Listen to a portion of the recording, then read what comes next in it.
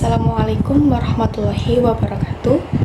Perkenalkan, nama saya Tiara Safira Dewi, Prodi Sastra Indonesia, Fakultas Adab dan Humaniora.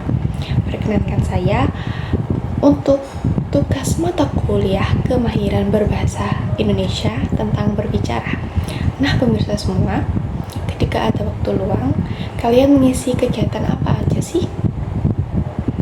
Termasuk saya sendiri biasanya melukis atau menulis hot kaligrafi, dan biasanya disetorkan ke tutor UKM IKMA Ikatan Khorea Mahasiswa di UIN Sunan Ampel, Surabaya.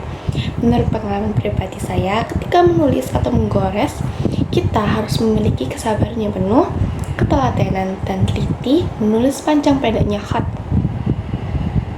Alat yang digunakan untuk menulis kaligrafi adalah pena, cat, hendam yang terbuat dari kayu pakis dan tinta. Pada video kali ini saya akan membahas sedikit macam-macam khat atau kaligrafi. Khat Islam atau khat Arab ialah seni penulisan yang berasal dari kawasan kebudayaan Islam. Yang dimaksud kaligrafi menggunakannya untuk mewakili asma Allah atau ayat-ayat Al-Quran. Nah, yang kita bahas pertama kali ialah khat naskih. Adalah salah satu jenis khat yang paling mudah dibaca. Jenis inilah yang paling sering kita dapati ketika melihat atau membaca tulisan ayat pada mushaf Al-Quran, dan sering digunakan untuk menyalin teks-teks ilmiah karena jenis ini relatif sangat mudah dibaca dan ditulis. Maka tulisan ini paling banyak digunakan oleh para muslim dan orang Arab di belahan dunia. Yang kedua, ada khat kufi, merupakan kaligrafi Arab tertua dan seluruh kaligrafi Arab. Dinamakan kufi karena berasal dari kota Kufah, kemudian menyebar ke seluruh jazirah Arab. Masyarakat Arab berusaha mengolah dan mempercantik gaya kufi dengan menyisipkan unsur-unsur ornamen sehingga lahirlah beragam corak kufi yang baru. Cara menulisnya pun tidak lagi terbatas pada bambu, tapi juga dengan pena, penggaris, segitiga atau jangka. Khat kufi pernah menjadi satu-satunya tulisan yang digunakan untuk menyalin mushaf Al-Quran. Selanjutnya, seni kufi ini berdiri sendiri sebagai alat ekspresi para seniman kaligrafi, meskipun cenderung kaku dengan banyaknya sudut-sudut yang menjadi karakternya. Kufi sangat lentur dan mudah diolah karena lebih tergantung kepada alat-alat bantu seperti penggaris. Maka siapapun dapat menulis kufi, tidak harus orang khattat. Para ahli sejarah berpendapat bahwa Ibnu Mukhlaq adalah peletak dasar khat naskih dalam bentuknya yang sempurna di zaman Bani Abbas.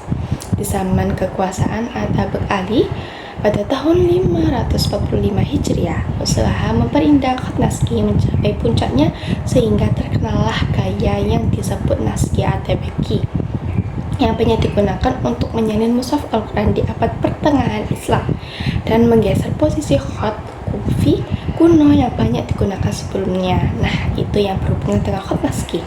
Yang ketiga, ada khat thulus, termasuk jenis khat yang populer meskipun jarang digunakan untuk tulisan Al-Quran karena bentuknya yang indah dan dekoratif. Thulus tetap memegang peran penting dalam dunia kaligrafi Arab sebagai tulisan hias. Khat thulus banyak dipakai untuk penulisan judul, nama, atau kepala surat. Khat thulus pertama kali dibuat pada abad ke-7 pada zaman Khalifah Umayyah. Akan tetapi baru berkembang pada akhir abad ke-9. Khat thulus berarti sepertiga, mungkin karena ditulis dengan kalam yang ujung pelatunya dipotong dengan ukuran segitiga goresan kalam tersebut. Khat thulus juga banyak digunakan untuk dekorasi dinding dan berbagai media karena kelenturannya. Ia dianggap paling sulit dibandingkan gaya-gaya lain, baik dari segi kaidah ataupun proses penyusunannya yang menuntut harmoni dan seimbang. Yang keempat, ada khat diwani. Khat diwani adalah salah satu satu gaya khat yang diciptakan oleh masyarakat Turki Utsmani berkembang luas di akhir abad ke-15 yang dipelopori oleh seorang kaligrafer Ibrahim Munif dari Turki. Tulisan ini mulai populer setelah penaklukan kota Konstantinopel oleh Sultan Muhammad Al-Fatih pada tahun 875 Hijriah. Penanaman Diwani karena dinisbahkan kepada kantor-kantor pemerintah di mana tulisan tersebut digunakan, dan dari dewan pemerintahan itulah khat ini menyebar ke seluruh kalangan masyarakat. Karakter Diwani dikenal dengan putarannya sehingga tidak satu pun huruf yang tak mempunyai lengkungan. Goresannya yang lentur, lembut memudahkan Diwani beradaptasi dengan tulisan apapun. Yang kelima, ada khat ri'ah adalah salah satu gaya khat ciptaan masyarakat Turki Utsmani. Spesifikasi khat ri'ah terdapat pada huruf-hurufnya yang pendek dan biasanya ditulis lebih cepat daripada naskih. Karena kesederhanaannya dan tidak memiliki struktur yang rumit, ri'ah sering digunakan karena dapat mencakup kata-kata panjang dengan goresan-goresan yang tidak banyak makan tempat. Ri'ah itu tersendiri berarti lembut.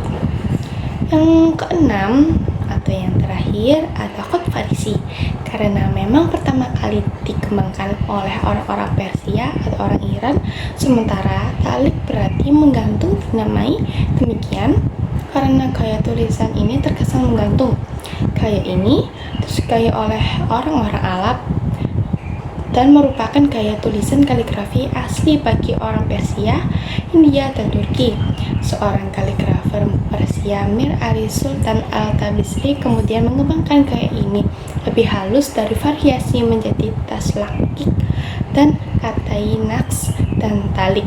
Namun demikian, para kaligrafer Turki dan Persia tetap menggunakan tulisan ini pada momen-momen penting.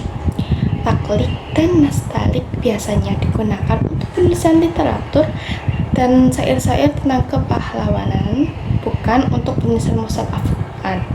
Sekian dari saya sampaikan, mohon maaf ada salah kata. Terima kasih. Wassalamualaikum warahmatullahi wabarakatuh.